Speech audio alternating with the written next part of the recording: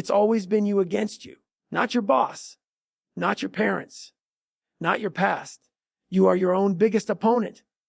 You are the one who decides when to stop, when to slow down, when to give up. And the truth is, the hardest battle you'll ever fight isn't out there in the world. It's the one happening inside your mind every single day. That voice inside that tells you you're tired. That says you've done enough. That whispers that you don't need to go any further. That voice is your enemy. And unless you learn how to shut it down, it will own you for the rest of your life. When you wake up in the morning, before your feet even hit the floor, that war has already started. Your mind is already negotiating with you. 5 more minutes of sleep. You'll train later. You deserve a break. That's weakness talking. That's comfort trying to pull you back into mediocrity. Every time you listen to that voice, you lose a small part of yourself. You give up a piece of your potential. But every time you ignore it, every time you push past it, you grow. You become something different, something unstoppable. People think the key to greatness is talent or luck or opportunity. But it's not. The key is control. Control over your thoughts, your emotions, your reactions. If your mind isn't trained, it will betray you when you need it most. When things get hard, when the world starts pushing back, when the pain sets in, your mind will tell you to quit. But when your mind is strong, when you've trained it in the dark, when you've built discipline through struggle, you don't fold. You don't run. You keep moving forward, no matter what stands in your way. Most people never realize that their mind is the gatekeeper to their life. You let in what you allow. If you feed your mind weakness, you'll act weak. If you feed it doubt, you'll move with hesitation. But if you feed it strength, discipline, and belief, you'll start to live differently. You'll start to move like someone who knows they can't be stopped. That's not motivation. That's programming. You're rewiring yourself to perform under pressure, to thrive in discomfort, to dominate even when everything around you screams, quit. I learned that the mind will lie to you every single day. It'll tell you that you're tired when you've barely scratched your limits. It'll tell you you're broken when you're just getting started. Your body can go so much further than your mind allows. But to unlock that potential, you've got to step into the pain. You've got to live in that place most people run from. Because when you stay there long enough, when you stop negotiating with comfort, your mind starts to bend. It starts to obey you instead of control you. The truth is, the mind is like a muscle. If you don't train it, it stays weak. But if you put it through stress, through pressure, through resistance, it gets stronger. You don't build a calloused mind from comfort. You build it from repetition, from suffering, from doing the things you don't want to do, day after day, without excuses. You build it by saying, I'm tired, and doing it anyway. I'm scared, and doing it anyway. I failed, and trying again. That's how you take power back. That's how you go from being a victim of your thoughts to a master of them. Every day is a test. Every morning is an opportunity to prove to yourself that you're not that same weak person who quits when things get hard. You want to be great, then you've got to earn it. You've got to show up when nobody's watching. You've got to work in silence. You've got to fight those lazy thoughts that try to talk you out of your greatness. Because the truth is, it's not the world holding you back. It's your own excuses. The same voice that comforts you today will destroy your potential tomorrow. You vs you. That's the real war. Not the one with your competition. Not the one with the system. The one with yourself. The one where you decide whether you're going to push or quit. The one where you choose between pain and comfort. The one where you determine whether you'll keep chasing the man you could become or stay stuck as the one you've always been. Nobody's coming to save you. Nobody's going to make it easier. The only person who can change your life is you. But that's the beauty of it, because that means you have all the power. You control how much effort you give. You control whether you rise or stay where you are. Every moment you choose discipline over comfort, you win. Every second you fight that weak voice, you win. Every time you refuse to back down, you win. And those wins, they compound. They stack up. They build you into something unstoppable. Until one day, you realize that the person you used to be doesn't exist anymore. The weak version of you, the one who quit, who doubted, who hesitated, is gone. Replaced by someone forged in fire, someone unbreakable. You don't conquer your life by changing your circumstances. You conquer it by changing your mindset. You can have the same problems, the same pain, the same challenges, but when your mind is right, nothing can defeat you. You learn to use that pain as fuel. You turn every setback into motivation. You stop complaining and start creating. You stop wishing for easy and start embracing hard, because you realize that it's not supposed to be easy. It's supposed to test you. It's supposed to break you down and rebuild you stronger. That's the process. That's how you grow. There's a version of you that lives on the other side of your excuses. A version that doesn't settle, doesn't quit, doesn't care how hard it gets. But you'll never meet that version if you keep choosing comfort.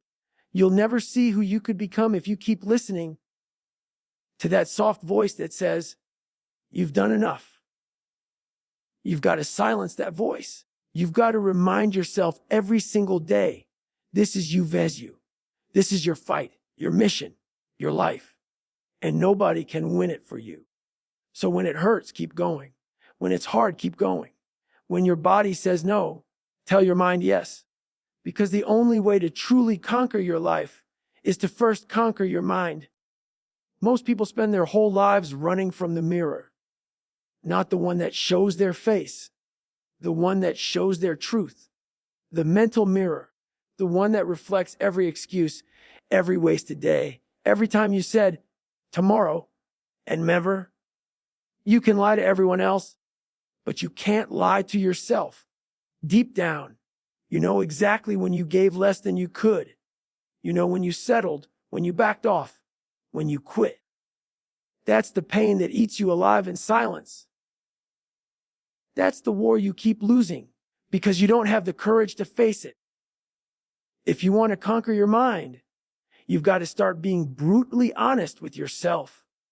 Stop pretending you're working hard when you're not. Stop saying you're doing your best when deep down you know you've got more to give. Greatness starts with truth. The truth hurts, but it's the only thing that'll set you free. You can't fix what you won't face. And the reason most people never grow is because they're too afraid to face themselves. When you look in that mental mirror, you need to ask yourself one question. Am I proud of how I showed up today? Not yesterday, not last week. Today. Because every day is another round of the same fight. You veers you. And every day you either build discipline or feed weakness. Every choice you make moves you closer to one side or the other. There's no middle ground. You're either becoming stronger or slipping backward. The mind loves comfort. It wants safety, routine, predictability. That's how it traps you. It convinces you that you're being reasonable, that you're being smart by avoiding pain. But comfort is a slow death. It kills your potential inch by inch while you smile and tell yourself you're fine. That's why you've got to do the things that make you uncomfortable every single day. Because every time you do, you take back control. You remind your mind who's in charge. I don't care if it's running when you don't want to, studying when you're tired, grinding when no one's watching. Every act of discipline is a message to your mind that says, I run this, not you. You've got to rewire your brain to see struggle as normal, pain as part of the process, discomfort as the path to growth. Because if you don't, your mind will always talk you out of doing the hard stuff. And the hard stuff is where all the growth happens. The reason people stay stuck is simple. They never stay in the fight long enough. They quit the moment it gets hard. The second they feel pain, they retreat. The second doubt creeps in, they run. But if you can stay there, if you can sit in the pain long enough to understand it, something changes. You stop fearing it. You stop being controlled by it. You realize pain isn't your enemy, it's your teacher, showing you exactly where you need to grow. That's how you conquer your mind. You start to love the process that everyone else avoids. You wake up early not because it's easy, but because it's hard. You push through workouts when your body screams no. Not because it feels good, but because it proves you're in control. You stop caring about how you feel and start caring about who you're becoming. That's what separates the weak from the warriors. People always ask, how do you stay motivated? I don't. Motivation is a lie. Motivation is the sugar rush of self-improvement. It gives you a high, then it fades. Discipline is the backbone. Discipline is what makes you get up when you don't feel like it. Discipline is what keeps you going when nobody's clapping. Discipline is what makes you dangerous. Because a disciplined mind doesn't need a reason to keep going. It just does. You means showing up when there's no reward in sight. It means grinding when no one's watching. It means pushing through failure, humiliation, and fatigue because you know on the other side of that pain is pride. Every time you push past your limits move. Every time you silence that weak voice, it gets quieter. And every time you prove to yourself that you can endure, you become unstoppable. Let me tell you something. Your mind is capable of far more than you can imagine. You've just been feeding it the wrong story. You've been telling yourself you can't, that you're tired, that it's too hard, that it's unfair. But the moment you start telling yourself a different story, the moment you say, I can do this, I will not stop, I refuse to quit, your mind starts believing it. And once it believes, it obeys. That's why affirmations work when you back them up with action, not the fluffy self-help kind, but the kind built in sweat and sacrifice. The kind where you tell yourself, I'm going to win today, and then actually do it. The kind where your actions scream louder than your words. That's how you reprogram your mind to see yourself as the person you're meant to be. But here's the truth most people won't tell you. Conquering your mind is a lifelong battle. You don't win it once. You fight it every single day. The weak voice never disappears. It just gets quieter. It waits for you to get tired, to get comfortable, to drop your guard. And the moment you do, it strikes. That's why you've got to stay sharp.